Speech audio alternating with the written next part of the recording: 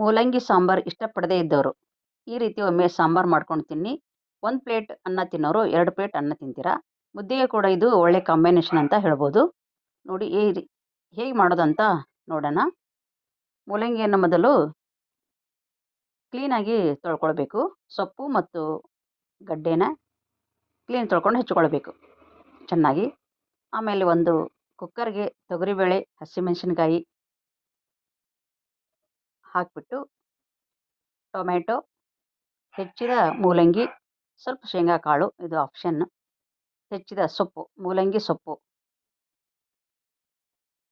ಮತ್ತು ಈರುಳ್ಳಿ, ಆಮೇಲೆ ಸ್ವಲ್ಪ 4 ಗಡ್ಡೆ ಬೆಳ್ಳುಳ್ಳಿ, ಜೀರಿಗೆ ಹಾಕಿ ನೀರು ಪ್ರಮಾಣ ತಕ್ಕಷ್ಟು ನೀರು ಹಾಕಿ ಸ್ವಲ್ಪ ಎಣ್ಣೆ ಹಾಕಿಬಿಟ್ಟು ಕುಕ್ಕರ್ ಕುದಿಸ್ಬೇಕು. 3 ವಿಜಿಲ್ ಸಾಕು, ನುಣ್ಣಗೆ ಆಗಿರುತ್ತೆ. ಇದನ್ನು ಮುಗಿಸಿದ್ದೀನಿ ಆಲ್ರೆಡಿ ನಾನು. ಇದಕ್ಕೆ ಇವಾಗ ಸ್ವಲ್ಪ ಉಪ್ಪು ಹಾಕಿ ರುಚಿಗೆ ತಕ್ಕಷ್ಟು ಉಪ್ಪು, ಬೆಲ್ಲ, ಸ್ವಲ್ಪ ಅರಿಶಿನ ಪುಡಿ ಹಾಕಿ ಕುದಿಸ್ಬೇಕು. ಆಮೇಲೆ ಮತ್ತೊಂದು ಪಾತ್ರೆಗೆ ನಾವು ಎಣ್ಣೆ ಹಾಕಿ ಎಣ್ಣೆ ಕಾದಾದ ಮೇಲೆ ಸಾಸಿವೆ, ಜೀರಿಗೆ,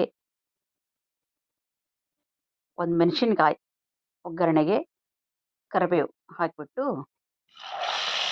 ಸಾಂಬಾರಿಗೆ ಹಾಕ್ಕೊಳ್ಬೇಕು. ನೋಡಿ, ರುಚಿ ರುಚಿಯಾದ ಘಮ ಘಮ ಅನ್ನುವಂಥ ಮೂಲಂಗಿ ಸಾಂಬಾರು ರೆಡಿ ಆಯಿತು. ಇದಕ್ಕೆ ನಾವು ಮನೆಯಲ್ಲಿ ಮಾಡಿದ ಸಾಂಬಾರು ಪುಡಿಯನ್ನು ಹಾಕಿದ್ದೀನಿ. ನೀವು ಯಾವುದು ಯೂಸ್ ಮಾಡ್ತೀರಾ ಅದನ್ನು ಹಾಕ್ಕೊಳ್ಬೋದು.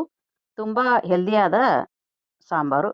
ವಿಡಿಯೋ ಇಷ್ಟ ಆಗಿ ಲೈಕ್ ಮಾಡಿ, ಶೇರ್ ಮಾಡಿ, ಪ್ಲೀಸ್ ಸಬ್ಸ್ಕ್ರೈಬ್ ಮಾಡಿ. Thank you.